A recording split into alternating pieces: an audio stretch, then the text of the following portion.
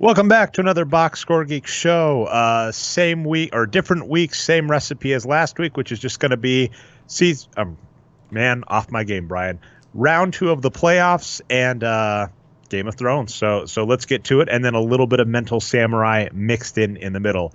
I don't have my copy up in front of me, so I'm just going to say the following. You've heard this ad a couple times. Sunshower.io/nerd numbers. They're a cloud computation company that helps you if you've got a cloud-based solution and you think you might be spending too much. If you don't know how to set the dials, widgets, which type of instance you're using. If you've used Amazon AWS, this kind of language is familiar to you.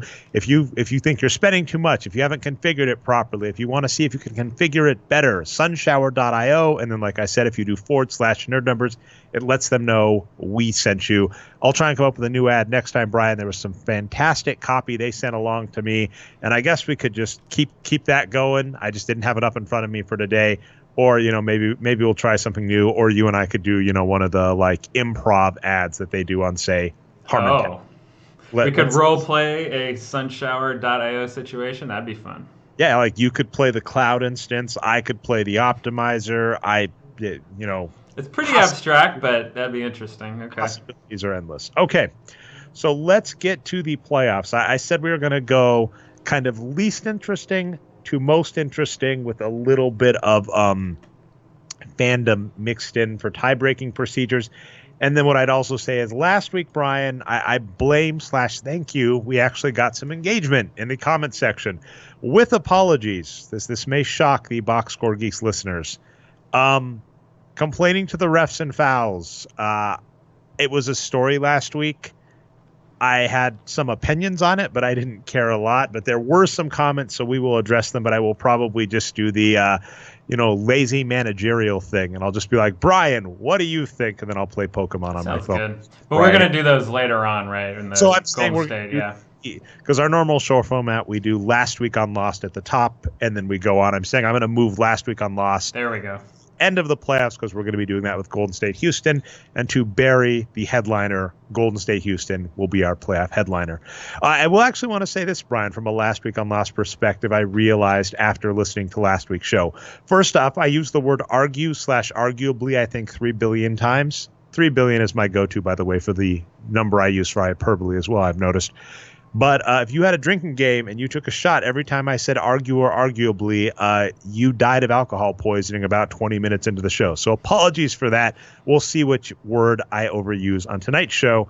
And then also, we were discussing politics, Brian. I was amazed how you didn't get baited into it. You must have just been that happy about the playoffs in Game of Thrones. You were like, no. Because normally I can bait you a little. But it's funny because on Trump, comparing Trump to Houston, basically saying the Democrats trying to impeach Trump is a worthwhile strategy, even if it doesn't succeed, is akin to Houston trying to complain to the NBA to get them to overturn foul calls. Both are worthwhile strategies that if we see historically, meaning impeaching a president, even if it fails in the United States history, versus in the past complaining to the NBA / the rest, even if it fails. Both of these have been successful strategies.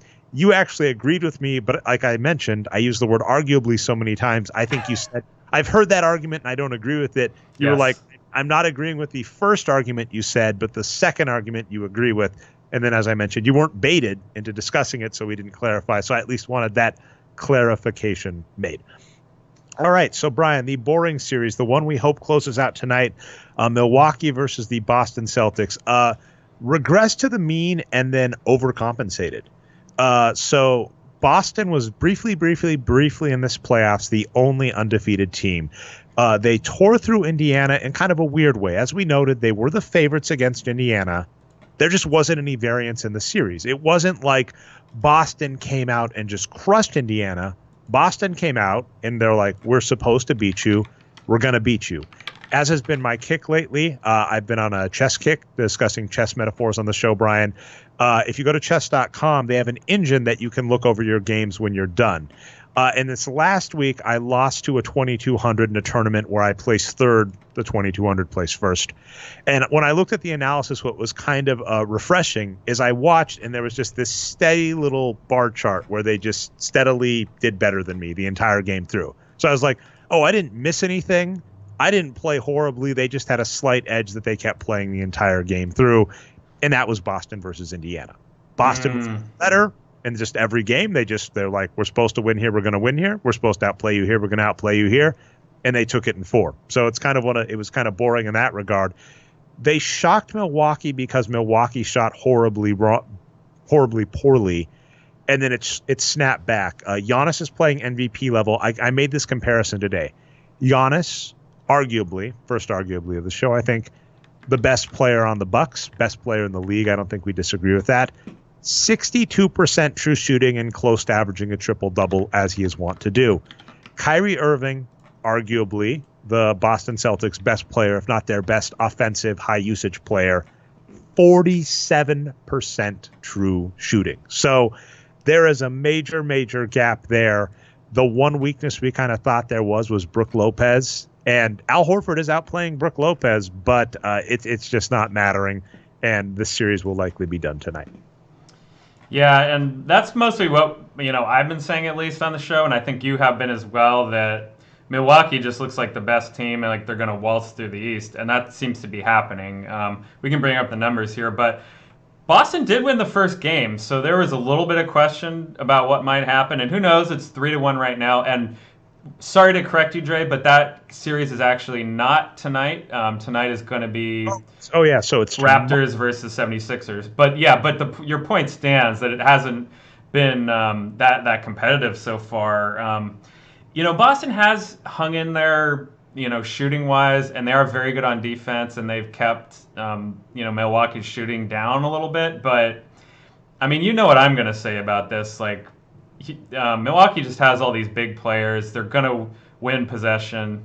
And unless they have incredibly bad luck with shooting, it's really hard to see how they're going to let Boston back into this series when they have all these advantages. And what's going to be interesting coming up on the next couple series, the Toronto Raptors possibly messed up in trading for Marc Gasol. I'm just going to let us get into that series next. But so they might have messed up trading for Marc Gasol is the first thing. Obviously, the Warriors are, only have one real center, Andrew Bogut. And then the Rockets, despite having Capella, seem to have this, urge to play small. So it is very, very possible that the Bucks, one weakness that we think could get hurt, if they play what, the most likely outcome teams for the next round and the round after, they're not hurt that much. Now, if the Nuggets manage to make it all the way to the NBA Finals, that would be something. And I think that Jokic would, really make Brook Lopez just, feel bad. But we'll have to see if that happens. Yeah. Now, Philadelphia, Toronto, I kind of want to have a meta commentary on this series because I think there's something really fascinating, which is Jimmy Butler and Kawhi. Both of these players forced their way off their respective teams. And obviously, the mainstream narrative was really against these players. Jimmy Butler is an attitude problem. Does Kawhi even matter? Like I said, I really love the Kawhi situation with San Antonio because it was so obvious San Antonio knew how important he was when they offered him the max. And then, then he said, basically said no anyway.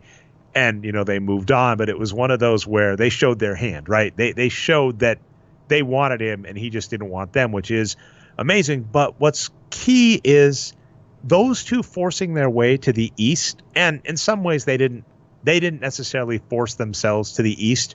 Really, they ended up on the East because of weird politicking and then some kind of weird annoyance with the team, right? Jimmy Butler ended up on Minnesota. I think Jimmy Butler fell into the classic, I'm upset with management and I don't know who to blame, because I think he was getting mad at like Karl Anthony Towns' lackadaisical attitude, playing Fortnite all night, acting young, maybe not caring on every possession.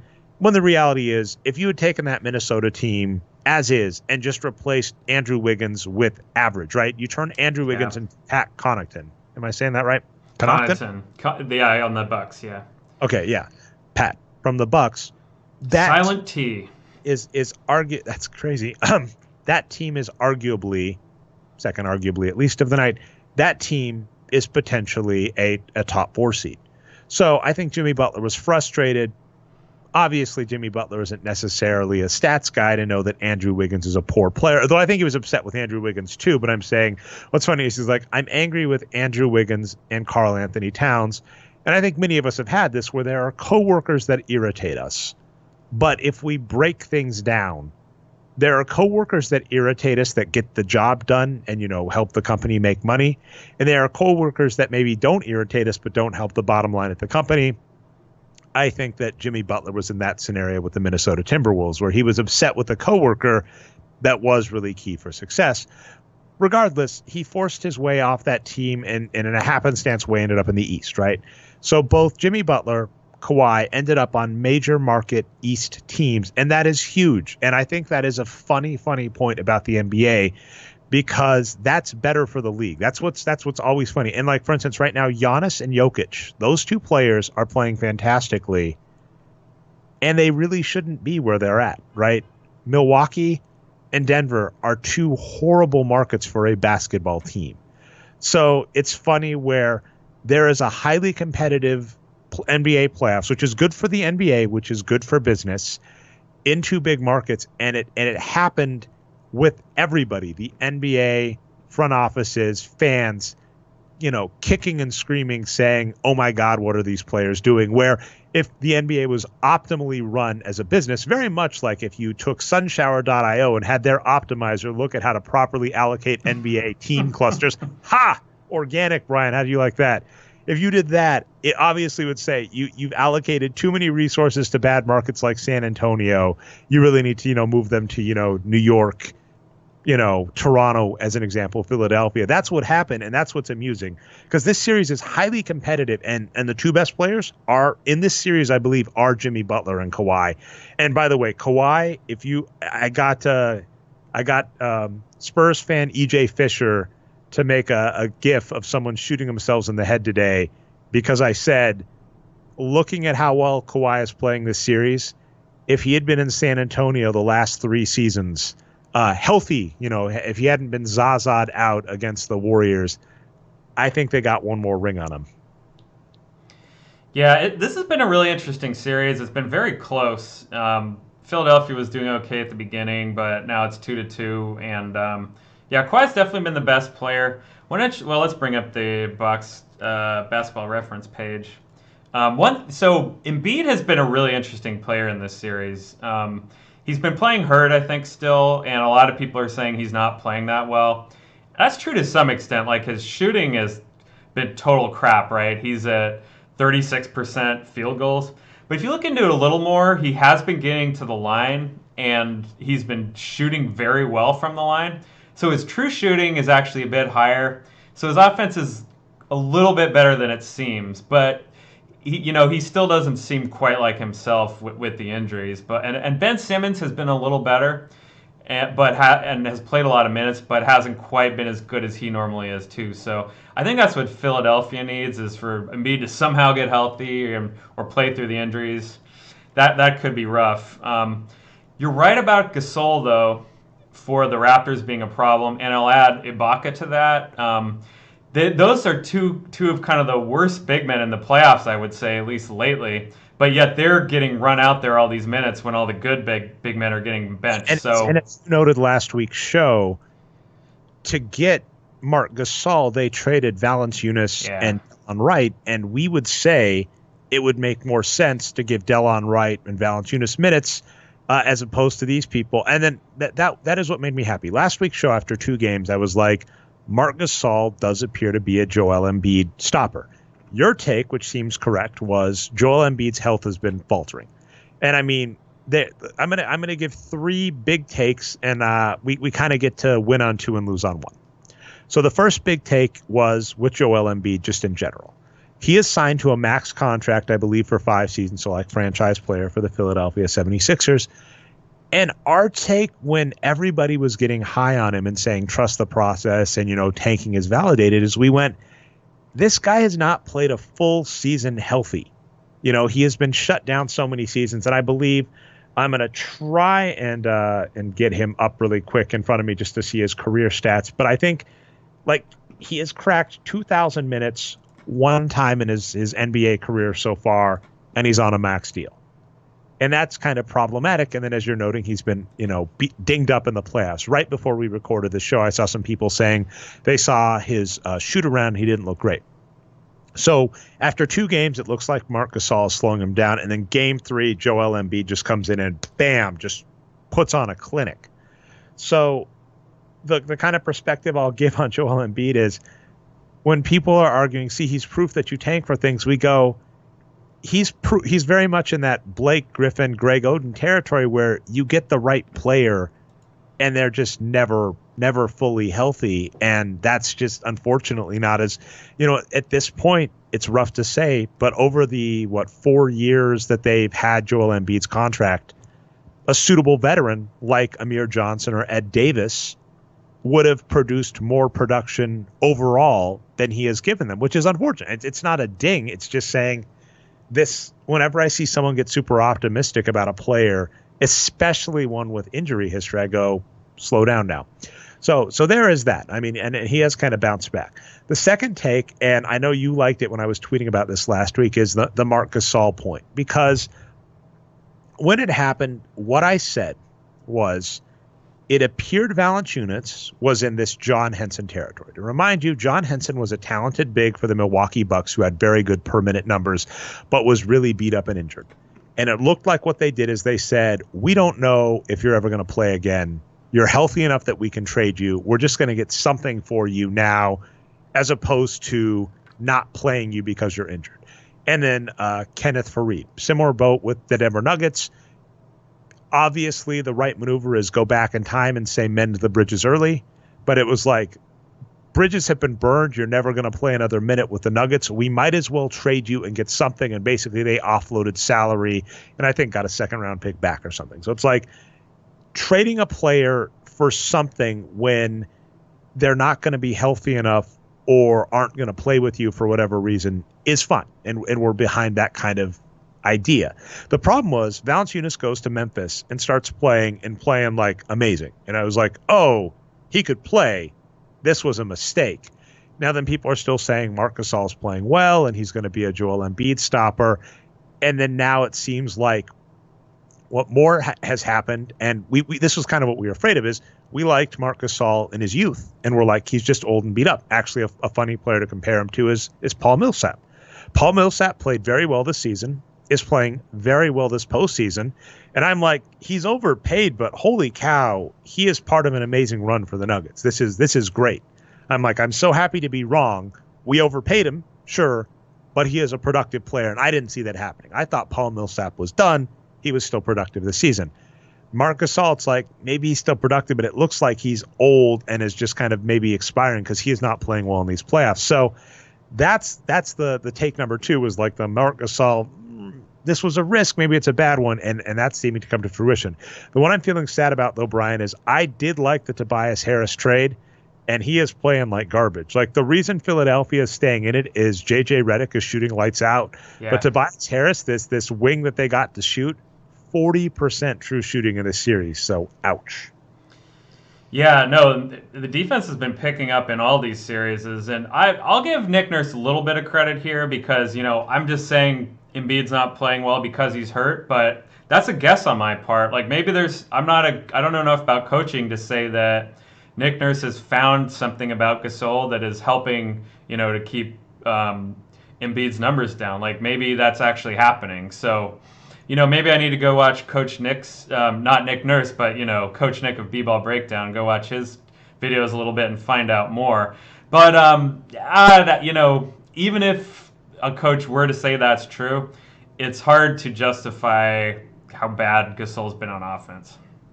And one last take to give is, I'll mess up his name, so I'm just going to call him Pascal. Siakam. Siakam, thank you. So he is a very good player. He's perfectly, and as we've mentioned every show, and we'll mention every show probably for another 5 years, Brian, if we re-update the wins produced position adjustment on the site, he's going to look a little better because he's a power forward. We think he's a really good player, but he falls under this realm of he improved from last season, but his real improvement was getting minutes. And the real question is, why weren't you giving this player more minutes? Because he was an above average player last season. So there is this, I'm seeing people loving him in this playoffs and calling him obviously most improved.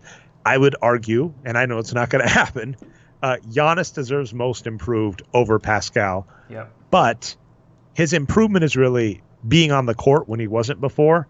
And I will say that, though. He's been getting more play in the playoffs, and that's huge. He's a very good player. Basically, if this team had played more Pascal, and when they win / if they still had him, Valanciunas above Ibaka and whoever else they were playing, they would have been a much improved team. Now they've got Kawhi, and he's amazing.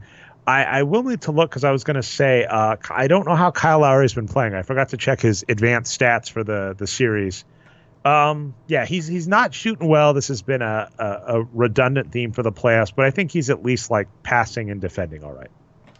Yeah, that's right. And Siakam is interesting because what you said is pretty much true. Like, I think it's kind of a numbers versus narrative thing. Like, when we look at players and their numbers, we're like, well, it's going to be, I don't know what kind of graph, like a sine graph or something where it's kind of going up and down and back and forth. And, the average is going to be that average that they have throughout their career. But, it's going to fluctuate a little bit. And I think the mainstream doesn't think that way. They think, well, here's Siakam, a good player, and he improved this year. And then the first round of the playoffs, he had a really, really good round. So that's just natural progression, right? He got good and he's going to stay good. And then he hasn't been quite as good in the second round, though. So, I agree. We should push back against that narrative a little bit. I guess I'll do the fun thing. The Milwaukee Bucks we didn't even ask, but I think it's a foregone conclusion. We both think they'll take the series. This is tied. So what do you think? Who do you think takes this one? Well, Toronto's got the home court now, so yeah, they have to be a slight favorite. And they're a better regular season team too, and they seem to have a health advantage also. So yeah, I think they're a slight favorite. Yeah, I'm seeing that. And yeah, apologies, by the way. I'm noticing my voice getting more hoarse, and you might notice me like scratching my nose. It's like, man, apparently very much like Joel Embiid, whatever respiratory sickness I've had this week is deciding to pick up on the show. But we will power on, Brian. This can be our flu game. There you go. Okay. Denver, Portland. I'm going to have a heart attack this playoffs thanks to this freaking team, Brian. But Denver, quadruple overtime, broke the internet. So CJ McCollum and Nikola Jokic both played over an hour of game time. And stats.nba.com and Basketball Reference didn't know how to deal with this. Basketball Reference, I believe, converted it into hours, minutes. And then NBA, I think, just did minutes. So it was kind of funny where that, like, when I actually did scan the numbers on that game, and Jokic was the best player of the night, unshockingly. Had too many turnovers to be like as amazing of a game as I would like. It was like a plus 14 points over par with 20 extra minutes of play. That's a good, not amazing game. But, he played, I think, the most playoff minutes. Like, he's top 5 now, all-time playoff minutes played in an individual game. He is just freaking amazing. And, you mentioned the home court thing just being huge. We're in that scenario. This happened with the Spurs as well. It's a best-of-3 series now, and they have home court, and that's huge. And they were one overtime away from being up 3-1. They did drop one at home, which was rough. But, that overtime game, it was a heartbreaker because what happened was Will Barton got to the line, missed one of 2 free throws. CJ McCollum missed a shot. They were down by 1, so he misses a shot. Then he gets the rebound, and then Rodney Hood buries a 3. And then Nikola Jokic misses a free throw, and they lose the game by 1. So that was just a harsh, 2 missed free throws, and then a bloop, a bloop 3 is why they lost that game. So freaking close. But, this is an amazing ride, Brian. If they go to the conference finals after winning 2 7-game series, that's going to be huge. My salt in the wound to people like Houston, quote, is Carmelo Anthony on Houston is why Houston didn't get they should have gotten the number 1 seed. If you break down the numbers, if they don't sign Carmelo Anthony, if they play anybody else, if they pick up Fareed way earlier in the season, because of the injuries to Golden State, there was a wide open window for Houston to just run away with the number 1 seed, which they didn't get. So I'm tickled pink because really the Nuggets got easily the best playoff draw possible in these playoffs. And it's funny because the East changed up, right? Toronto, Philly, Philly, and Milwaukee are all amazingly well. So I think Milwaukee got the best overall matchup, right? Like the best draw that you could have by having the best record in the league. But the Nuggets got the second best playoff draw, and it's kind of luck. It was luck because of health to Golden State, because of health to Houston, because of health to Portland too. Don't forget, they lost Yusuf Nurkic late in the season. So it's like the Nuggets have lucked into an amazing draw. And as I mentioned last week, when it was looking like they might not beat the Spurs, it's like this is very much a miracle on ice scenario. Everything is breaking their way, and if they don't make the conference finals, it's just going to be, they're going to take it to their fucking grave, is how I expressed it. And that's a Herb Brook quote. That's what he told his players, the 1980 U.S. Olympic hockey team that was this close to winning gold, but then they were down 1-2 going into the there are periods in hockey. The last period of the last game of the medal round, they were down. And he's like, if you miss this, right, you were this close to gold. If you don't win here, you'll take it to your fucking grave. So I feel the same way at the Nuggets, right? You got a best-of-3 series to make the conference finals. The Warriors are the most beat up they've been in years. Come on, this is the best shot you're going to get in a while. Yeah, no, absolutely. And, getting down to these last 8 teams in the playoffs, I keep thinking to myself, God, these teams are so good, right? All 8 of these teams, Bucks and Warriors maybe a little bit above, especially the Bucks, but I wouldn't be surprised if any of these teams took it.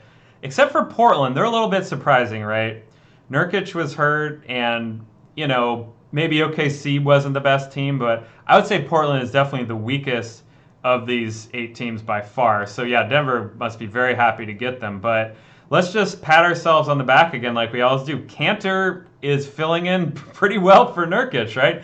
He's playing really well, and Zach Collins, I haven't looked at his numbers. He's looked okay for the eye test, but he's kind of been okay too. So this series has been a real battle, and that overtime game was crazy. Even though it did not go in the Nuggets' favor, I'm not going to forget that game for quite a while. It's an all-timer.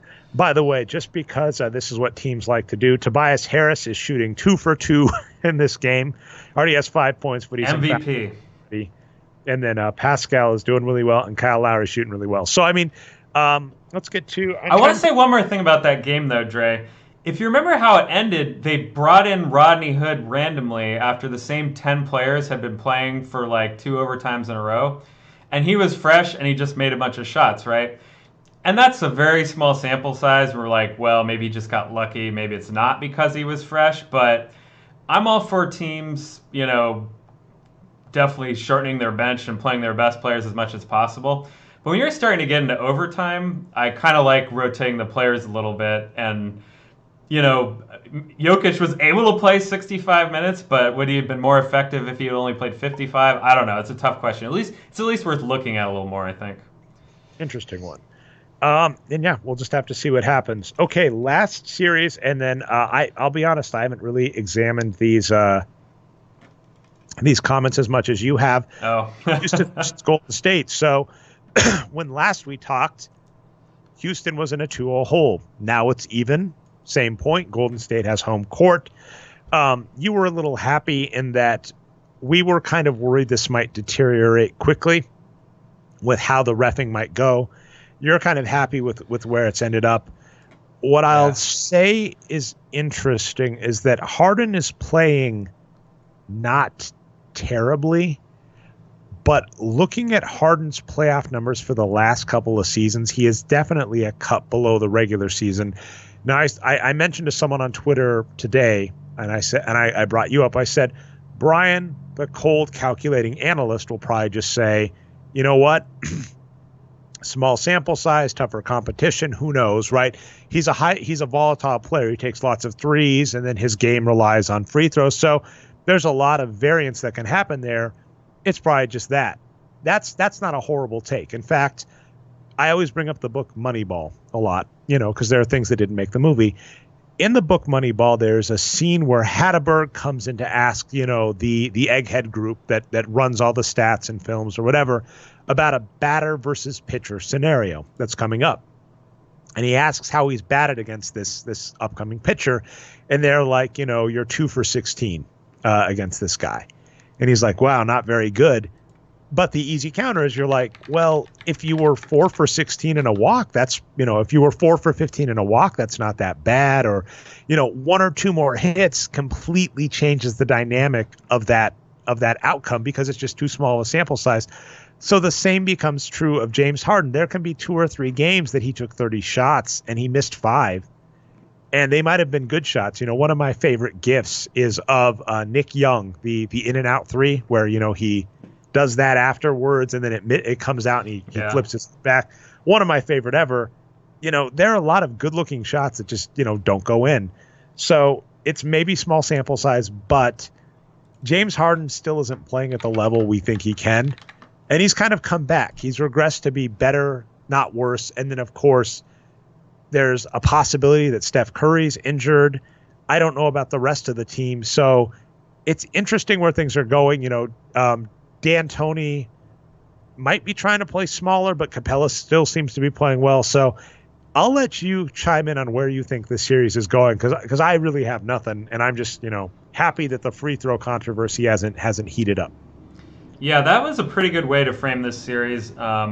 So last game 4, Chris Paul had a couple of shenanigans that were kind of ridiculous in terms of flopping, but you're right. In general, the games 2, 3, and 4 have been much better, much more watchable, and this has been a pretty good series, very close and well played.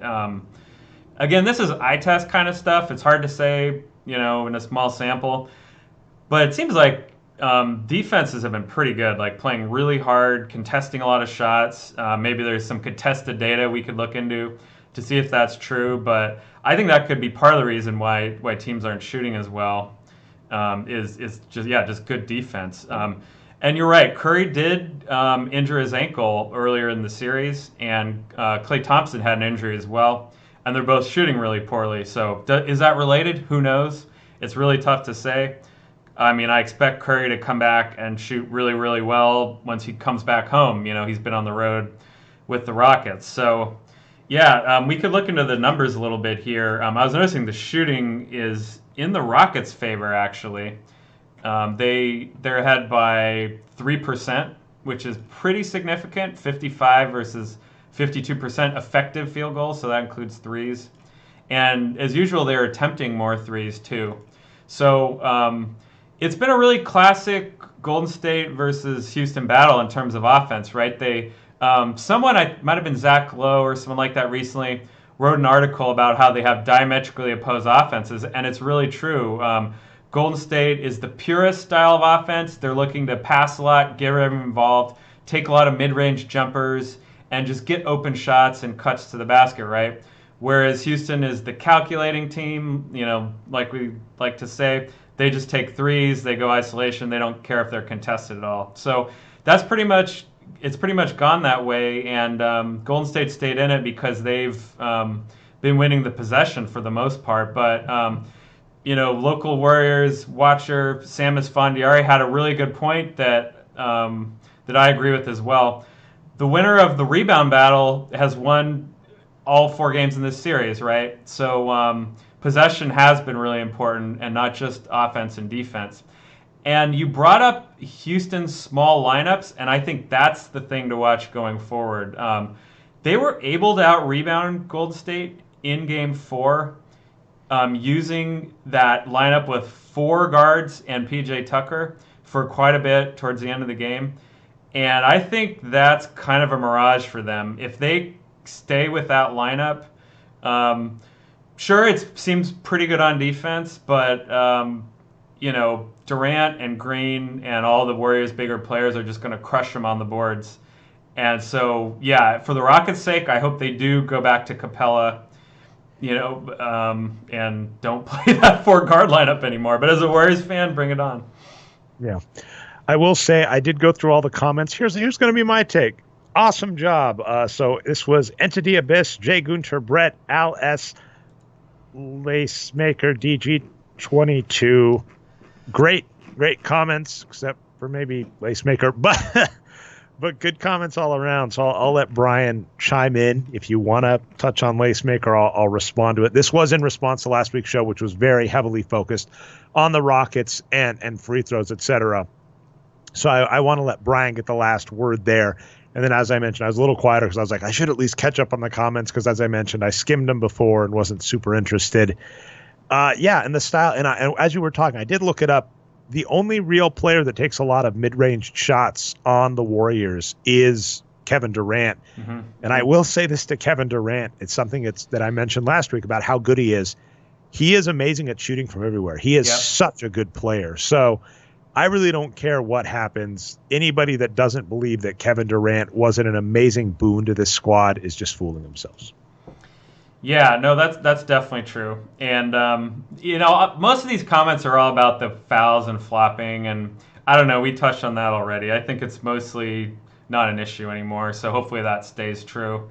In terms of Lacemaker, I mean, we just don't agree. And I don't think he's accurately representing our position. I think it's more of a straw man. So let's read some, quote from him here. I think it's worth being open to the possibility that coaches systematically disagreeing with the prescriptions of wins produced might tell you something about the gaps in what wins produced is measuring, as well as instead of that's a weird punctuation there, but anyway, instead of giving you insight into the quality of the coach. That's how I would have read it. I would have done that. So sorry, I'll repeat that sentence. Sorry to cut you off. Might tell you something about gaps in what wins produce is measuring, as well as / instead of giving you insight into the quality of the coach. And I mean, that's an argument people have been making to us for a long time. And I remember, one of the previous hosts of this show, or I guess the Wages of Win podcast that used to podcast with all the time, Dre, Mosey Platt, or is it Platt? Anyway, he was a believer in this theory, right? That we should trust the coaches, and if they do something, it's for a reason. And, I'm in the opposite camp of that. I think a lot of coaches do a great job and play the right players, and a lot don't. So, as far as Fareed goes, he might just not be healthy. Lacemaker addresses him as well, that the coach is definitely right in not playing Fareed.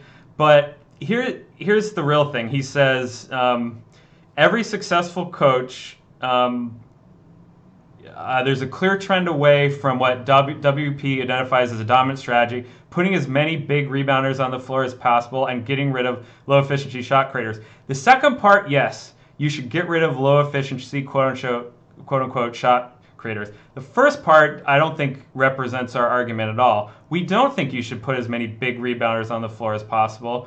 We think you should put as many good players on the floor as possible, while trying to build a Moneyball lineup that addresses, the various stats you might want. So if you put all rebounders out there and ignore shooting, that's a terrible idea, right? That's not what we're saying. But we're also saying that, a team like the Rockets we were talking about earlier, if they do the opposite, which is completely ignore rebounding, that's almost the same thing as what Lacemaker is saying, right? So anyway, I just don't think... To cut you off with to talk about your own term, the term I've started using is the Brian Bins of productivity, sure, which falls into the same realm as the many, many years ago when Dean Oliver started doing analytics, the Dean Oliver 4 factors. And, very much like sunshower.io might optimize a set of Amazon clusters. See, I've done twice, Brian. I'm happy about this. But, that has always been our point is you have multiple things that decide what win the game of basketball. And that's what you can't get away with. When you say your methodology disagrees with coaches, our simple answer is we just read the rule book and we're just telling you what gets you possessions and what gives you points. And that's the game. Like one of our favorite scenes in the movie Bull Durham, which is up there with like Moneyball to me in terms of like amazing sports knowledge movies, So Bull Durham's about a minor league baseball team. I feel bad. You recapped some of Bull Durham last week, and I realized, Brian, with some of these like old references, I do actually have to explain them because there are going to be young people that don't know what those are. But Bull Durham is baseball movie, and at one point in the movie, the coach comes out and he's just like, baseball's a simple game. You just like throw the ball, you catch the ball, you hit the ball, you got it right. Amazing scene. Basketball is a simple game. You either have the ball and you want to turn it into a point, or you don't have the ball and you want to get the ball, or if you can't get the ball, you want to keep them from getting a point and then get the ball. So it's like, that's all we're going after. So when there is a fundamental disagreement with what we're saying is important versus what a coach is saying important, I'm sorry, we're just going by the rule books. What I will give to coaches, and I've said this before, is there is a lot of behind the scenes stuff we don't know. And this isn't things like on the court when we get to like Game of Thrones and Magic Johnson, which is a topic I said we were going to talk a little. And talk. Actually, why don't we just do that? I'll let you get the last word on the playoffs, the Houston Rockets, Golden State Warriors, and then we'll start getting to some like TV talk. Yeah. So just to be more specific in my reply to Lacemaker about what the Rockets should do with their lineup, the reason we think that lineup that Houston won the game with, so history's not on our side here, but the reason we think that's a bad lineup isn't necessarily because it's like 4 guards and a forward. If all those players were good, I might be okay with that lineup. Like Chris Paul is really good. James Harden's really good. PJ Tucker, too, hasn't always been great this season, but throughout his career, he's been good and pretty good in the series. Those 3 guys, of course you should play them.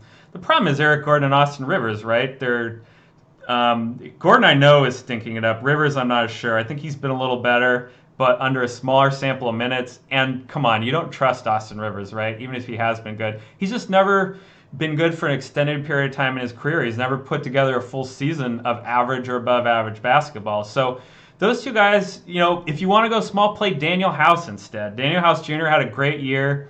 And, again, he's a young player, maybe not enough minutes to say he's going to be good for the future, but I trust him a lot more than some of these other players. So, yeah, that's the real problem here. And Fareed has been a good player throughout his career, and he also fills some of those bins that they need, right? So, I don't know. I would say play him more if he's healthy. And as far as the coaching side goes, I mean, maybe you don't trust everything coaches say. They say political things sometimes. But D'Antoni himself did say, we can play Fareed and Capella together. We don't have to have 4 3-point shooters on the court. We can have 3 sometimes. So if you take D'Antoni at his word, they could be playing different lineups. And I'll just give like 2 points on that. I did say I wanted to get political. I'll say I'll leave the second political point off where the players that get minutes and time isn't necessarily as related to what a coach might want to do as we think, and there's stuff behind the scenes we can't know about. The second point, this is the meaner one, and I think Andrew Sutton has done some fun stuff like this where he's just looked over numbers and sent along for fun. Half of NBA teams make the playoffs every year. In fact, a little more than half, 16 out of 30. The only team that has made the playoffs every year for over a decade in the NBA right now is the Spurs. This idea that NBA teams are these well-oiled machines that know what they're doing and don't make mistakes, when the bar we can set is, can you make the playoffs?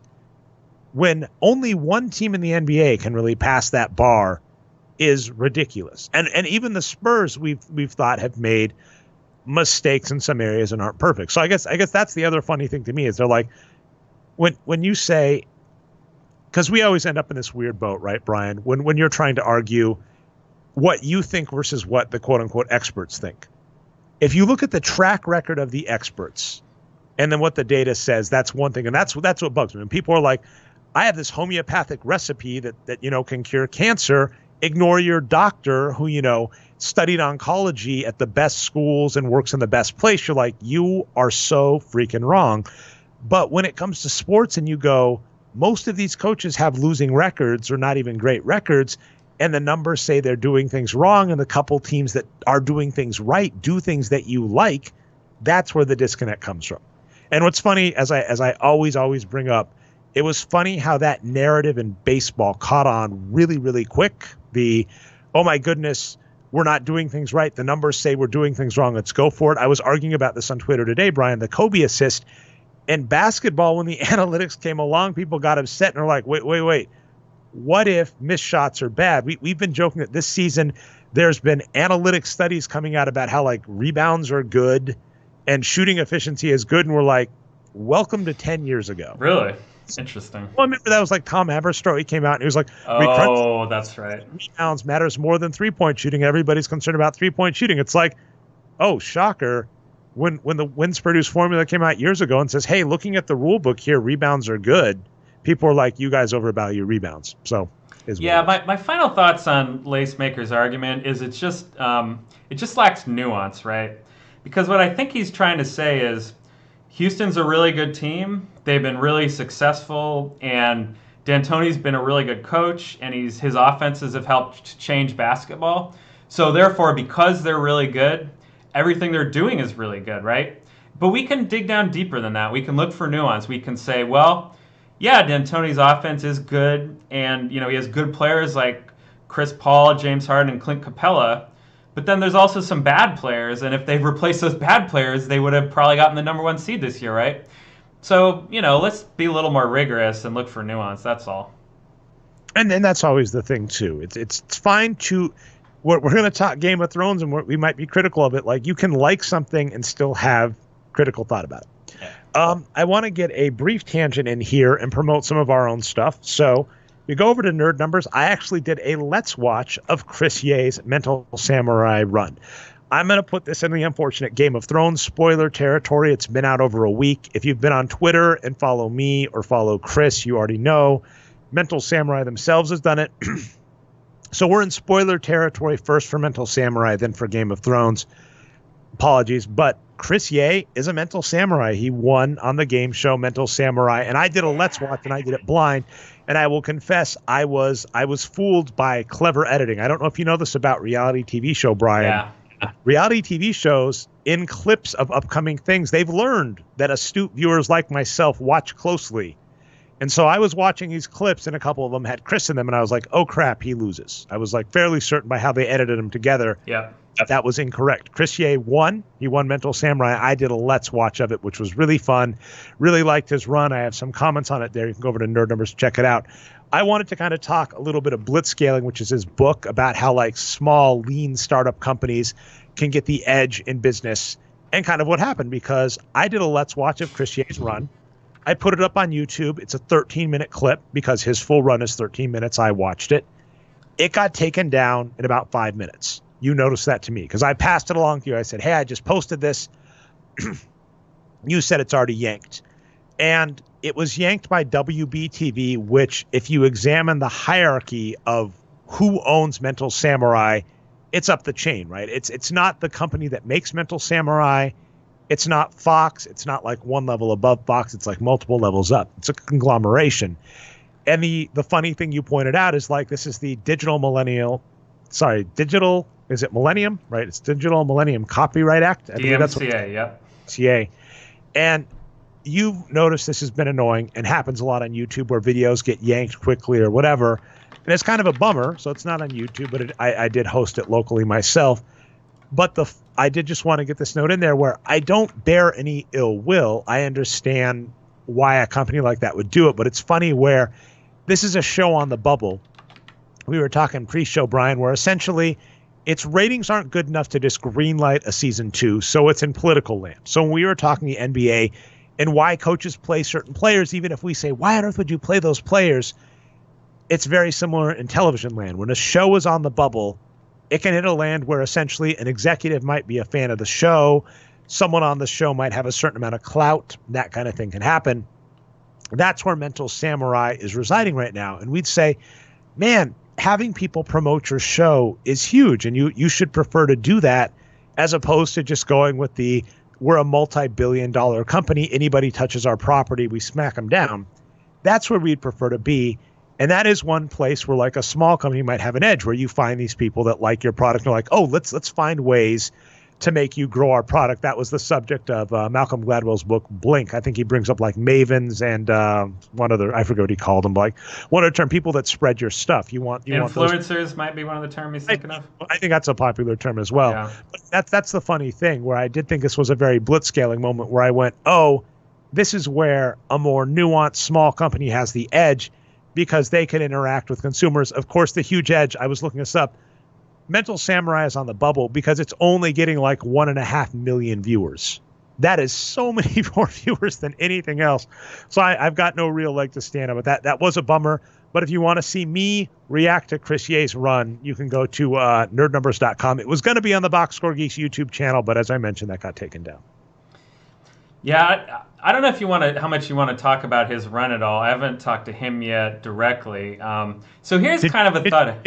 Did you watch his run at all? I did. Yeah, I watched the whole thing. I'll talk the box scores about Chris, because I've been doing that. I've been doing box scores for Mental Samurai runs, including Chris's Mental Samurai run. So I'll definitely talk that. Well, I'll give us 3 minutes.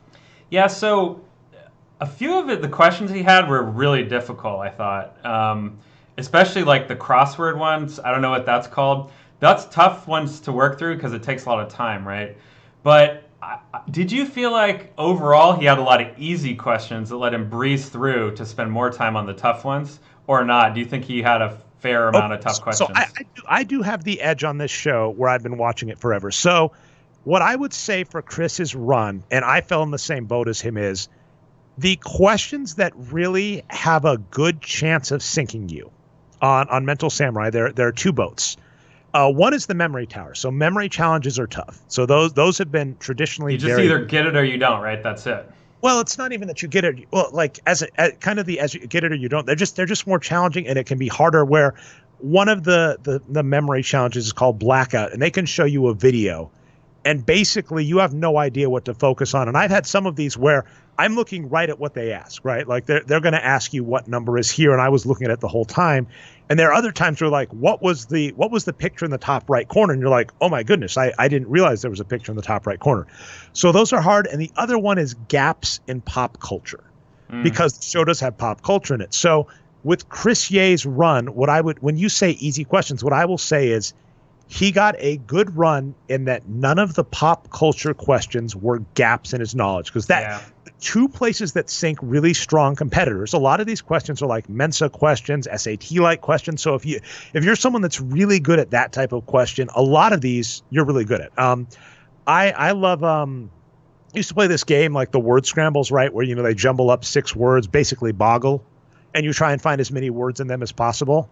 So I'm really good at like those. So none of those puzzles on the show trip me up, but I could see it tripping up some people. So if you've got the right puzzle background, a lot of the questions on the show aren't gonna sink you.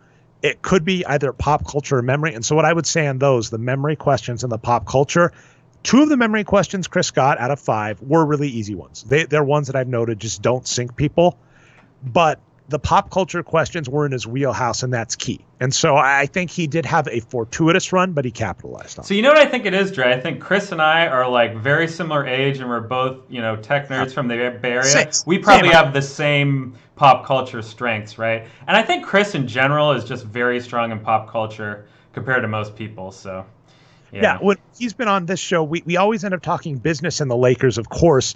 But it's funny, very similar to you. So you, I know.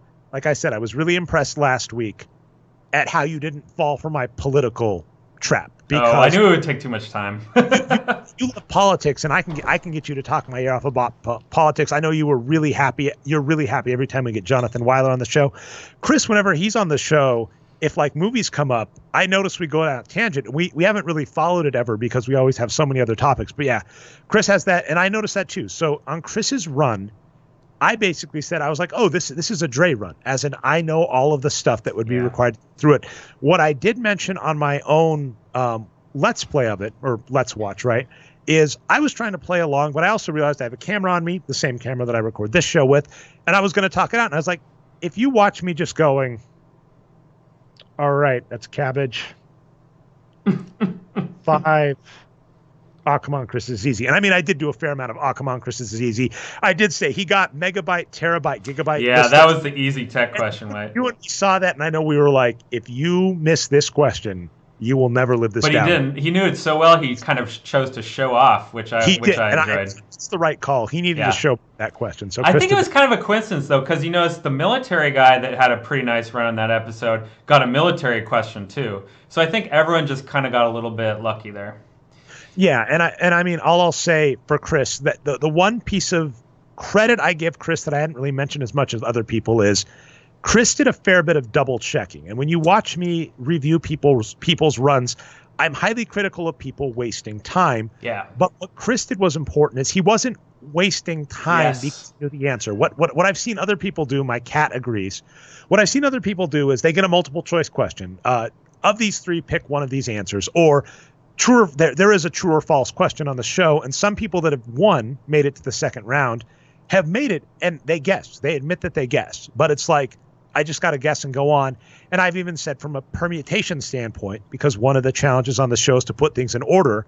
If you have to put 3 things in order, there are 6 possibilities. If you have to put 4 things in order, there are 12 possibilities. And if you can kind of be intelligent with a couple of them, you can reduce it. So it's like, okay, you can guess with a 1 in 6 chance and know you can still win. Or you can try and think your way through it. And if you spend a minute and a half doing that, you can't win. It's impossible. So what I'll say is, I'll get mad at people for wasting time, but Chris double-checked his answers. He never spent more than 30 seconds on a question. And that was a key strategy I'll give him, which is to say, make sure you don't miss the correct answer if you have it. Because there were a couple of people on last week's show that had the correct answer, and they even said it. I did it while I was watching Chris. You say it aloud, and you say like the right things. You're like 5 + 4.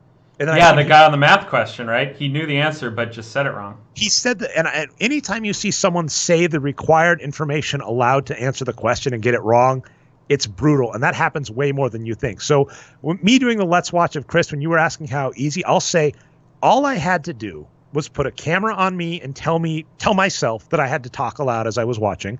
And that's what a lot of the contestants on Mental Samurai are told to do. And get a little bit of adrenaline because I was watching Chris and I thought he was going to lose and I saw he was going to win. All I had to do was to do that, and that knocked me off. It knocked me 3 questions on that run, which, as you mentioned, we thought was a fairly gettable run if you're a near 40s tech person, which all of us are. So I'll give all the credit to that on the show. And that is the show, right? The show is you want to get people off their game, and so you don't want the trivia questions, the samurai questions, too difficult, because if they're too difficult, like if it was a legitimately like solve this chess puzzle and you were doing the same thing, no one would succeed. Yeah, and I agree with that overall point. He was one of the smartest players in terms of how he looks at the run. Some people did it faster than him, but they were a little bit less safe. He took all the time he needed. Yep, which is absolutely. And I mean, what he also did is he did a time check on the last question. Yes. He had about 30 seconds to go. He looked and he said, okay, I have 15 seconds. And then he even said he let it wind down a little because he knew it's very much, if you remember the Who Wants to Be a Millionaire? I don't know how I can view that. How I Met a Millionaire. How I Met a Millionaire. Other interesting shit. Oh, dear God, Brian, you got to go pitch that to someone, right? That sounds like it's a show. But on the Who Wants to Be a Millionaire, the first winner, he phoned a friend and he phoned his parents to brag that he was about to win. Chris wasn't that blatant or flagrant, but he did say on his own podcast. So check out the Chris Ye podcast if you want behind the scenes stuff. He said on that, he's like, I know I have the answer. Why not let the clock run down 2 more seconds for a little extra drama? So definitely appreciate that. You can watch my Let's Play. You can go to Fox and stream it direct, which probably helps out ratings. So go ahead and do that. But huge congrats to Chris, and he'll be back for the season finale in a few weeks. Yeah, it is. Do you remember the date, Trey? I want to say it's the 21st. 21st sounds right, and I'll verify that because it is on the very end of my blog post. Or maybe it's the 30th. Maybe it's the end of the month. Okay. Anyway, yeah, it's coming up, so we'll watch that. That's exciting. May 21st. You are right. May 21st. Hey, Game of Thrones time, sir. All right. Let's go. I did want to make 3 NBA Game of Thrones comparisons to start us out. I'll make the one that actually relates to last week's episode's last. Magic Johnson, I called like Ned Stark or maybe Jon Snow, in that I felt he was someone that came into the NBA with a different set of ethics and values, like the classic business value, like my handshake is word, right? We talked about it and didn't expect all this backdoor politicking and all that. Can I add something to that, Dre? Magic Johnson is known to be the most successful businessman basically in the history of pro athletes, right? He's legit made a lot of money in business over the years. And to compare him, for instance, Michael Jordan owning the Michael Jordan brand portion of Nike is his success. But that was something he did fall amazing. He capitalized on it, but he fell into first year of his NBA career. Whereas Magic Johnson, post NBA, has done business, including like getting an ownership group that now owns part of the Dodgers. I want to say stuff like restaurants and non-NBA businesses. So he knows what he's doing. So non-NBA, classic business world, Magic Johnson has done well. Whereas the business of the NBA, we talk this a lot, how bizarre it is. Where, for instance, Chris Ye's book, The Alliance, where he talks about how you want to mentor talent at your company and foster good relationships. There is a lot of backstabbing, undercutting in NBA teams, in part because they're people that want your job, right? They're people on the team that want you gone, that want your job. They're agents that want you to ditch your team to make more money. So there are a lot of warring factions in any given NBA team, even if they're all on the same team. That was my basic point of Magic Johnson. Magic Johnson seemed very Ned Stark. Ned Stark, he goes south to be the hand of the king, and he tries to be honorable. He's like, Cersei, I have this news about you. I'm going to reveal it if you don't leave. And Cersei's like, oh, you told me ahead of time. I'm going to have you murdered. I'm going to have you murdered first. Like, what the heck are you thinking here? Yeah, and she gives him the series-defining line, right? In the Game of Thrones, you win or you die. And that's what I'll say about Magic Johnson. It felt like that, right? Like Rob Pelinka and all these other factions associated with the Lakers. Magic Johnson goes south to the Lakers, comes in with his classic business mind mentality, and loses the Game of Thrones. So that was my first one. I'll just say shout out to Game of Zones this week, which is kind of along the lines of what you're talking about here. Very good episode. It's been great this season so far. We haven't talked about it a lot yet, but I don't watch one of those. You should watch Game of Zones. You'd like it. I've heard. The second is I was comparing Joffrey Baratheon, really Joffrey Lannister, to James Dolan, and it was a lot of what we were just saying about coaches doing the right thing or GMs doing the right thing. So in the book, this is way back, by the way, so not this season, Joffrey Baratheon ends up being the ruler, and he's kind of a mad king. And he's got some of the smartest advisors advising him. Tywin Lannister is notoriously smart. Varys is notoriously smart. Littlefinger, yep.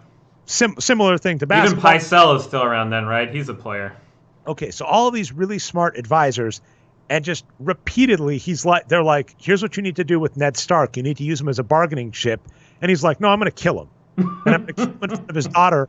He does all of these stupid moves like that.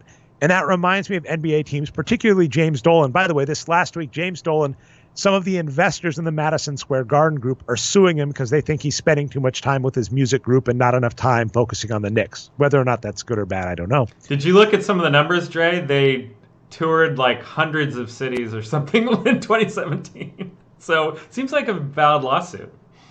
And I mean, back in the day, for what it's worth, Ross Perot filed a lawsuit against Mark Cuban and the Dallas Mavericks. I don't even know. But just to that point, Joffrey Baratheon being James Dolan, that kind of thing, anybody running an NBA team, coaching an NBA team, has to deal with the fact that there is a billionaire that on a whim can do whatever they want, and that's really tough to deal with. And so, to Lacemaker's point back on the show, I will give that piece of credit, because when we are saying just sign these players, just play those players and win, we are leaving out all of the Game of Thrones factions. And honestly, and I think you've made this point too, if we went in as GMs, we might be very much like Magic Johnson or Ned Stark, where we basically walk into this environment and immediately the politics get us sacked. And one of the golden boys of the analytics movement, Sam Hinkie, arguably that happened to him with Philadelphia.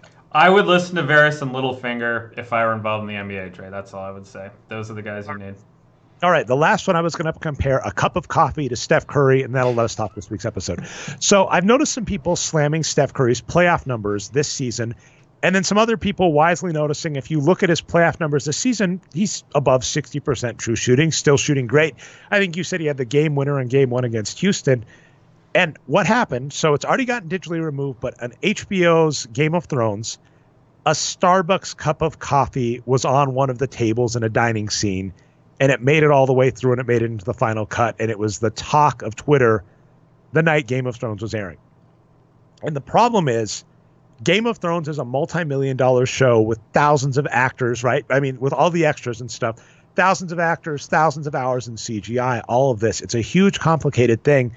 And a small thing slipping through isn't that surprising. And in fact, in the early days of the internet, I remember these were fun clickbaity articles where it would see like, can you believe in, I believe like Braveheart, an Oscar-winning movie, like someone's wearing a digital watch. Or, I think like in Lord of the Rings, you can see a truck driving by in the background. Yeah, that's the famous one, Lord of the Rings.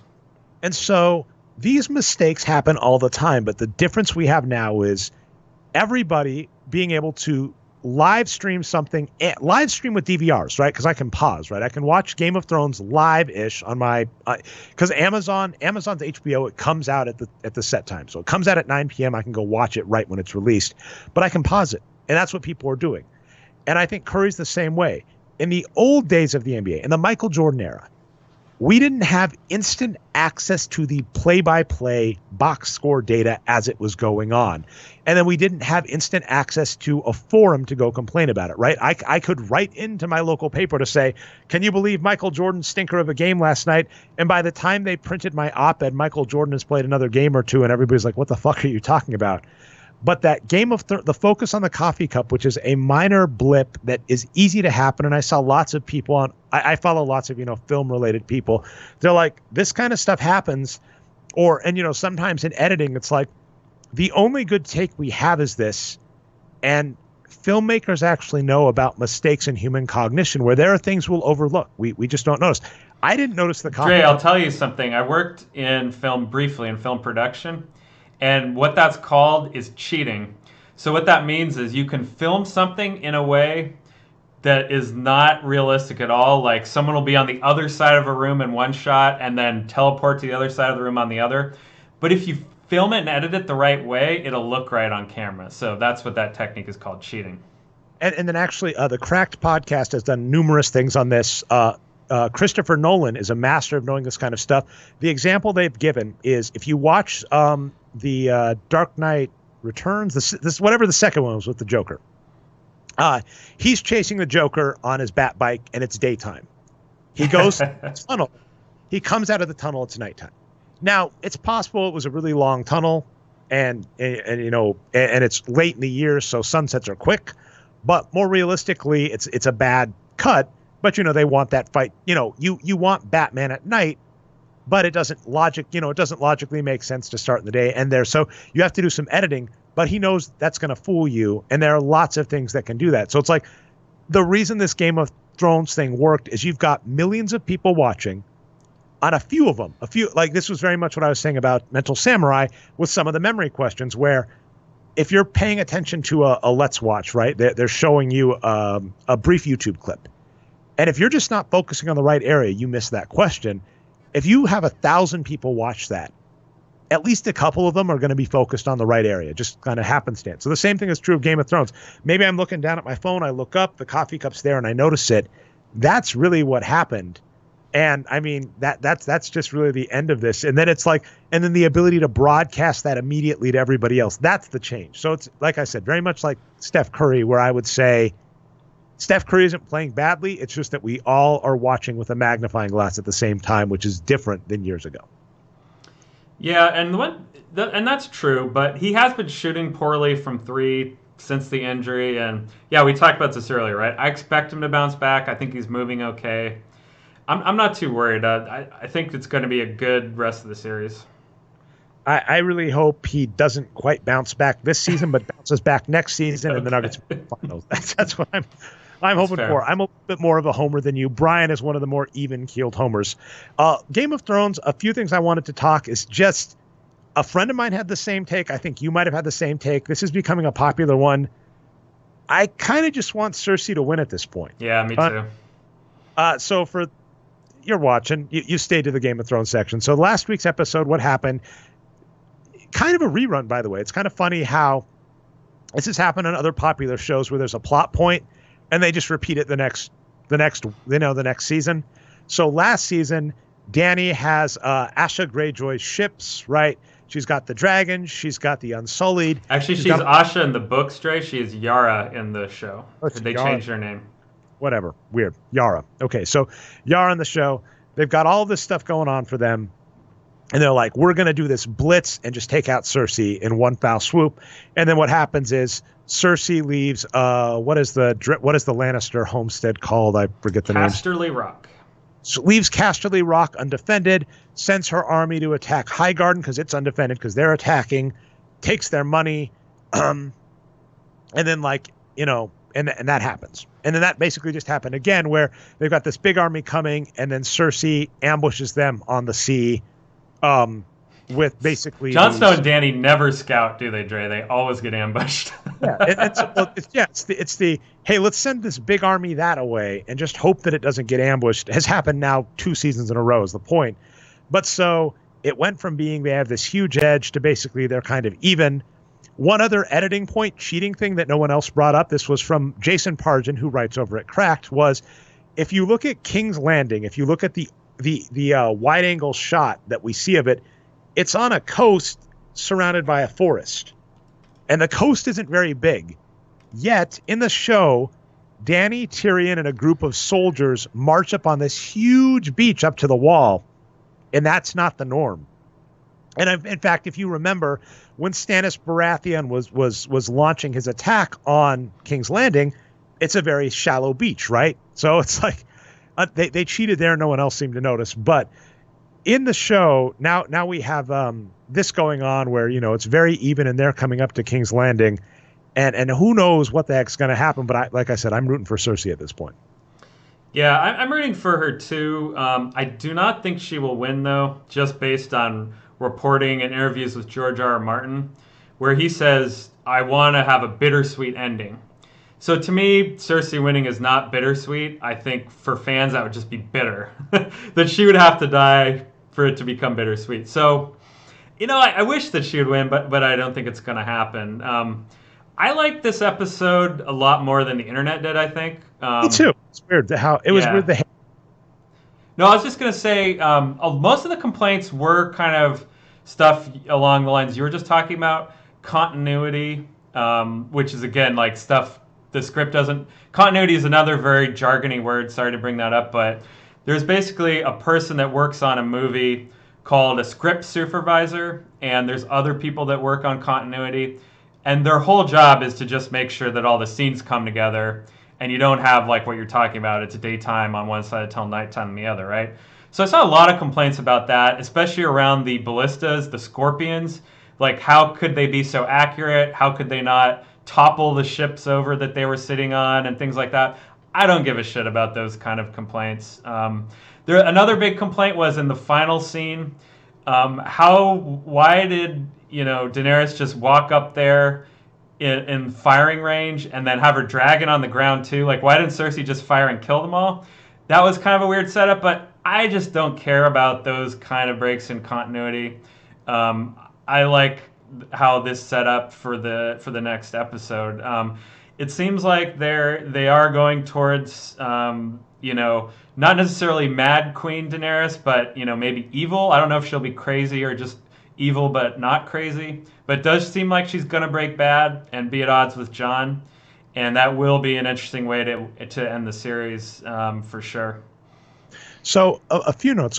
What I've said, I always come back to wrestling. So wrestling is performance art, right? It's one of the oldest forms. Essentially, it's modern theater, if we're honest. And South Park did one of the greatest episodes on this, where they basically compare wrestling to theater. And to me, it's like vaudeville, Dre. It's from the same era, right?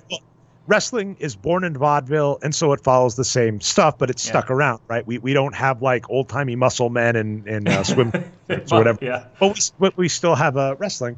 And wrestling is theater, and wrestling at the heart of it has like 3 aspects. It has a heel, that's the villain, has a baby face, that's the hero, and it's highly performative, because what will happen in wrestling a lot is, the heel will knock down the hero doing something dastardly, right? They get a steel chair or, a sledgehammer if you're Triple H, something like that. They do something dastardly to knock out the hero. And wrestling's very simple, much like basketball. All you have to do to win is if someone is knocked down, you lay on top of them for 3 seconds, 1, 2, 3. If their shoulders stay on the ground and you've got them pinned, you win. And every time, if you've ever watched a wrestling match, there is a point at which either the hero or the villain has incapacitated the other, and that person is allegedly knocked out. Now, of course, the reality is with anything, if you're knocked out for more than like 30 seconds, you have like a concussion and brain damage, and you should really seek help. So that person sitting on the floor, hope I'm not spoiling things for you, that person lying down, they're awake. They're just acting. But it's performative, right? You want to see the heel march around and yell at the audience, and they do that. And so with Game of Thrones, that scene you were talking about, here's the funny thing. 2 episodes back, the Battle of Winterfell, the director made a choice to film it in night. It's the Night King. You know, it's very much like Batman. Batman fights at night. The Night King fights at night. It was very dark and very hard to see. And narratively, that makes sense. It's freaking nighttime. The Night King extinguished all of the fiery blades that the Dothraki had, right? Like, it's of course it's very muddled. It's so many people, right? It was hard to watch. It was dark. I've seen some people, the defense they made is they say the director made a choice. I respect the choice. It didn't work, but I respect that they made a choice, which I think is a good take. It didn't take too much away from the overall episode for me because from my perspective, as I told you from the very beginning, Brian, I would have been fine with this series just being like the battles are a little placard. Like the Night King tried to invade and this happened. And now we're going to get to Arya dating Gendry, right? That would have been fine for me. But regardless, people were complaining about that 2 episodes ago. In this episode, the dragons are flying on a clear, sunny sky, and it's very shocking as a result. And people are going, well, this doesn't make sense. It's like, well, they could have filmed it more realistically, right? What if the dragons are flying in the clouds? What if Euron has like a bunch of people with, telescopes, some other type of device that Pycelle's been working on, right? And they even say... Pycelle is actually dead now, even though I referenced him early in the show. It's Qyburn now. Qyburn, thank you. Yeah. Apologies. So yeah, maybe you've got a bunch of glasses, and he says, Qyburn came up with these modern things, and the boats look more realistic, like you're pointing out, like more physically correct, so that they're backloaded, so they can handle, or it has like a bob on the back. It's a perfect way to say it. I like what you're saying here. Exactly right. So that all happens, and you could do that. And the goal, though, is this is an entertaining show and it's theater. And my question is, did that scene as set up have the intended effect, which was our attitude is they're marching into battle, they have the edge, to, oh my God, what just happened? Yep. And they did it effectively, and it's performative. It's wrestling. And so when you're saying, man, this performative art doesn't narratively flow, I'm basically calling you a wrestling mark. And mark, this term is related to fans that are convinced. So true. And as we were talking, and it's true, this is from vaudeville days, because back in fair days, the reason someone was called a mark is you're a mark if you are so gullible as to fall for rigged carnival games that they tap you on the back with chalk so that other people that are watching you go around say, that guy's got chalk on his shoulder from another carny tapping their shoulder. It means they're gullible. So if you watch the show and you're like, that boat's not realistic, you're a freaking mark. That's not the show. So that's my take. Such a great way to say that. Yeah, that's such a great way to say it. One valid concern, and this is all, we've talked about this before on the show, and this has always kind of been a thing for Game of Thrones, is, it's very chauvinist, and the female characters get treated very poorly throughout the series. And I'm kind of okay with it because I'm just like, well, these are horrible people and horrible characters, and this show is just a nightmarish hellscape. But there's I've seen a lot of good arguments on the other way this week that, yes, that's true, the characters are bad, but the way the writing and the showrunners handle it isn't always the best, right? And there's specifically Sansa this week, again, talking about, her time with the Boltons and all that. So I don't want to get too deep into that criticism because I only briefly read about it, but I think it is a fair criticism. I'll give the Adam Conover take. So Adam Conover has a show called Adam Ruins Everything. And he goes over lots of culture and says basically this is where culture is flawed, right? Like this is why borrowing a car is messed up. He does tackle more deep issues such as, like gun rights and all that. But I've heard him talk about it. And what he says is knowing that a culture has a messed up aspect of it, right? Like, why do you have to, I have a hat on inside, like old timey days, right? That's hugely rude. All these things you go, there are all these rules that don't make any sense. Even recognizing them doesn't mean you could escape them. The reality of pop culture, unfortunately, is that it's highly problematic. And I do not lament anybody for criticizing and trying to advance pop culture to be in a better place. I have no problem with that. When people are like, by the way, I'll get off on a brief tangent here, Brian. Let's see how long we've been going. Okay, well, I'll keep us about an hour and a half again. But I'll say this. I get so amused when people go, the PC police nowadays, you can't say anything. And I'm amused by that because there was a time in U.S. history, this is the 50s and 60s, where the United States government would watch what your show had to say, and if they thought it had communist or subversive messages in it, would censor it. That's censorship. So when people are saying the PC police nowadays are keeping me from saying what I want to say, when it comes out, when the show has been released and people are talking about it, and then ignoring history, that's what bugs me more, is going, there was a point in our history where the government did censor television, pop culture. And that happened, and that's arguably a First Amendment issue, but I'm not going to get into that. So, I have no problem with that take of there are problematic aspects of the show, and we'd like them to get fixed, and we'd like pop culture in general to get better. And the people that go, PC police nowadays are making things worse, it's like, no, that's progress, and that's always been there. And then if you want to go with this notion that television has been this pure bastion where people could say whatever they want forever, that is bullshit. And there have always been advertising, at least in terms of modern television. There have always been advertisers. There have always been overseers. There's even been the U.S. government looking directly at what you can say. So there's never been this perfect era of nobody saying what you were allowed to say. And if the argument is people that are watching my show, large parts of my audience that are watching my show are unhappy with how I am treating them in my show, treating representations of them in my show, that's not like a PC police making you worse. That's like, you're in business, right? You should be trying to make your business better. So I hope that happens. So I have no problem with that take. As you're mentioning, there are problematic aspects of Game of Thrones. On the other hand, though, you're not allowed to just sit out culture or sit out, I can say, I on a regular basis on the show complain about aspects of the United States that have problems, especially being a Hispanic American, because it has gotten far more terrifying and far worse for me in the last couple of years.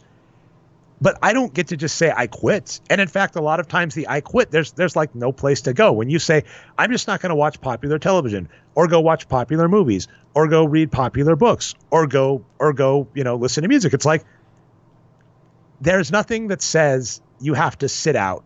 And so it's like, it is entirely possible to consume pop culture that you like while noticing the problematic aspects of it. I am paraphrasing something Anita Sarkeesian would say at the beginning of a lot of her videos, and I hold to that.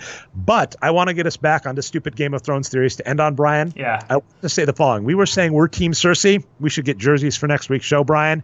We should do Golden State. I've already got my jersey, Dre, because we are coming up on Clegane either next episode or in episode 6, and it's fucking confirmed. I'm wearing my Get Hype Clegane shirt today. It's going to happen. I'm so happy.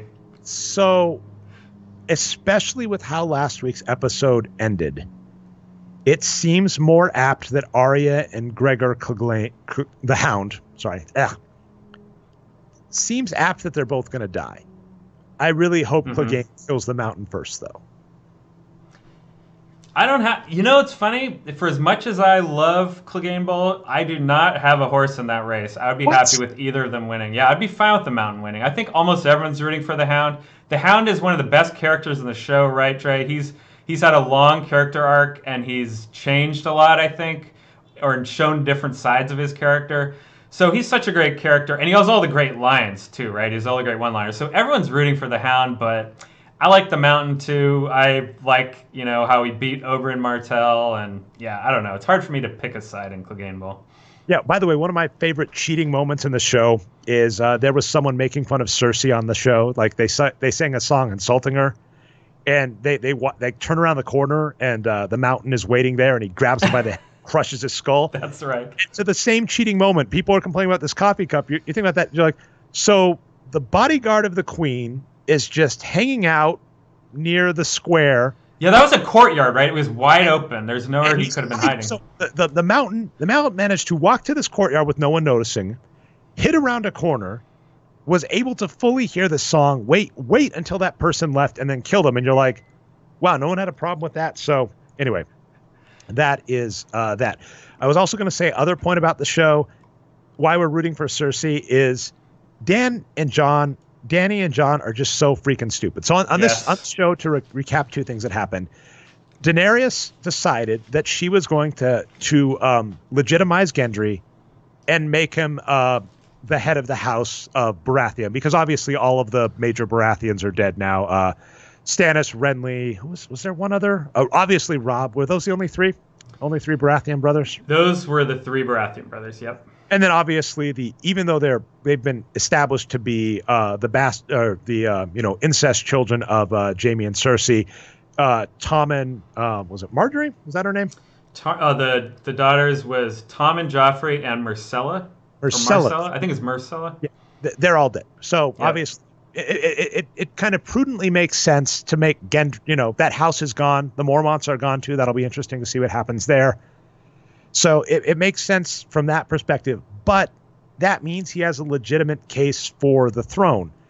And then additionally, Danny's like, I don't care that you don't want the throne. The fact that you have a claim to it is a problem, because if people want to rally around you, it doesn't matter what they say. They can just unseat me and place you on the throne. That was a great scene.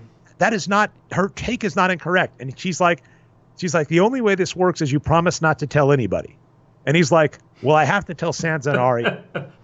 So literally what he's saying is, he's like, I have to tell the one person that has said to your face they don't want to bend the knee. Yeah. And would like an alternative method to rebellion to prove why they don't have to bend the knee. And all they have to say is you don't belong on the throne. So he's like, and I think I said to you or someone else, it was such a sitcom moment, because that's a thing, where like the main character's like tells the bumbling buffoon like Kramer or someone, now don't tell anybody. He's like, okay, I'm just going to go tell the one person you told me not to tell. It's like, that is literally what happened. And even Bran was like, do what you want, man. Like, it's like this. He didn't say like this is a dumb call, but I think Bran was basically doing the parent, like, you're an adult, you can make your own calls. So. Yeah, so for the first 4 seasons, when Martin was involved and it was very close to the books, what the series was known for the most, right, is a lot of people did make bad decisions. And unlike most heroic series, there was no plot armor. If you make a bad decision, you just get killed. And that happened over and over again in the first 4 seasons. And that's kind of changed a little bit as the story has gotten focused. And to say, yeah, Jon and Daenerys and Tyrion and maybe a few others, those are the main characters. Arya, right? They maybe do have some plot armor. And while, Arya and Tyrion make pretty good decisions, I guess, Jon and Daenerys are the two characters that make bad decisions over and over again and almost never get punished, right? Sometimes they do, like Jon has had some disastrous battles where he's got to get bailed out. Daenerys has as well, and 2 of her dragons are dead now. But neither of them have paid the ultimate price, like we were talking about earlier, that Cersei quote, right?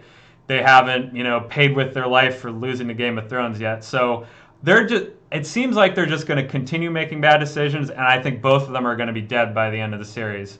But maybe not. Maybe we'll be betrayed by the showrunners and the haters will be correct. It will have a shitty ending. I don't know. What's interesting is we do basically have a 3-headed dragon now. I am using like show notes. Cersei, Jon, and Danny. These 3 have a claim to the throne. And so at least 2 of those triangle, right, have to stick around for another episode or 2, because we have 2 episodes left. So it is interesting where in next episode, one of them is probably going to get knocked off. Yeah. And it being Cersei makes the most logical conclusion. I think it could be Danny, though, too. Well, there are 2 easy routes to go. I'm not a fan of the Mad Queen Danny route, but that does seem to be what they're going for, meaning she ends up taking King's Landing by, setting it ablaze, lighting it afire, matching her Mad King dad, his goal. He was trying to do that. That's why Jaime Lannister killed him, is that he was going to light the city on fire rather than lose his war. So she could take that route, and then, of course, the North has to take up arms against her. That's route 1. Another route is her or Jon falls, and then it's Cersei versus Danny. I'm good with that, too. So, I mean, first off, I'm not really I already mentioned this. I've gotten what I want out of the show for this season. Like, it hit the beats I wanted to hit, so I'm good. And I'm not hating it. I've been enjoying it. I mean, last episode, not as much in that one performative part. I said that didn't bug me, but like, for instance, Euron being back in time for Cersei to meet Dany was like a little odd, because now you get this like teleporting navy that can just go anywhere as fast as time. Yeah. And that has been a problem on the show because, for instance, Yara, right, steals the navy from the Iron, what is it called? The Iron Islands. Yeah, she is now in control of it, the Iron Islands again. But Euron just rebuilds a fleet, right? So it's like the Iron Islands have the most efficient ship-making builders ever. Like, they can build these amazingly fast, amazingly good ships, amazingly good-looking ships quickly. So it's like there's a little bit of that that's starting to irk me. That was a little bit like season 6, season 7. But I'm not minding it. Like, it's going enough for me to follow, and I'm enjoying it. So I think a lot more time is passing than the show lets on. Like, for instance, last episode, Tyrion said something like, I haven't had sex in years. I'm like, really? You haven't had sex in years? And yeah, it's only been a few episodes, right? But in the show, it's been a long time for him. Yeah, I mean, so the last part, I've done a lot of Babylon 5 comparisons too as well, Brian. So J. Michael Straczynski, I don't know if he coined it, but he's used this phrase. On Babylon 5, the super powerful ships that the good guys have are called the White Star, the White Star Fleet. And he's been asked, how fast do these ships travel? And his answer is, well, they travel at the speed of plot. And so that happens a lot, right? In an episode, there's an enemy coming. The White Stars are far away. Are they going to be able to get there in time? Well, they're going to get there near the end of the episode because that's what needs to happen. Another episode, the White Stars are there. They need to get someplace, and the whole episode needs to take place there. So the White Stars travel. We have a warp drive that takes us anywhere in the universe in 59 minutes exactly, Dre. Yes. And that's the whole point, right? Like, if the show, and I'll make a mental samurai comparison too. So I've been tracking the box score, and there are a couple times on the show where the camera angle they choose to use obfuscates the timer. And sometimes the editor makes sure to have the timer on the bottom, but if it doesn't really matter, if they're going more for drama, right, they'll focus on the person. And in fact, I realized this on Chris Ye's run. There are times where they'll stretch it a little, right, where I know only a second passed between him going, well, lock it in, right? It's hard. I have the photos editing software to do that on me. I actually did that. I made a GIF of Chris. He's punching on the show. And I took that and I was like, well, going full speed, it goes a little too fast on auto replay. So I was like, I'm going to put it at 80%. That's easy to do. If there's a little timer on the bottom and a little map, very much like a real-time strategy game, it might be more satisfying. But to what I just said about being a wrestling mark, it's like, that's not what we're watching. So I think I agree with you. It's like, it's not as ridiculous as season 7. There are a couple cracks, but I'm Clegane Bowl's coming up, and I'm excited. Few random notes. I like the way they handled Jaime and Brienne. One of the things I've been wondering is Jaime working for Cersei secretly all along, and is he going to betray everyone? Well, the way they did it in the last episode, it seems like he's not. That he tried to break away from her. He tried to go to Brienne, and then we had that heartbreaking scene where he says, I tried, but I'm really with Cersei. He'll probably change his mind again later on. But the way he was honest with Brienne without backstabbing her, but still was loyal to Cersei, I really like the way they did that. A few more.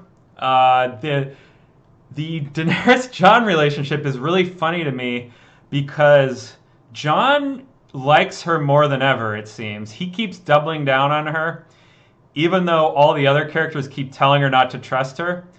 And all the other characters are going the opposite way, though. They're going away from Daenerys towards Jon. Even Varys and Tyrion, who have been loyal to her for seasons and seasons, are all of a sudden saying, wait a second, maybe we're not going to go with Daenerys after all. But Jon is all in on Daenerys. That is so Jon. He knows nothing. That's so typical, and I like the way they're doing that. I guess last thing, just visually, this is kind of morbid, but it really struck me. The way they did that Missandei death scene we were talking about, the way they show it from Grey Worm's perspective, and he looks away and the camera fades, that just to me really made that scene, really drove it home. And that was just haunting, and I like the way they did that. Awesome.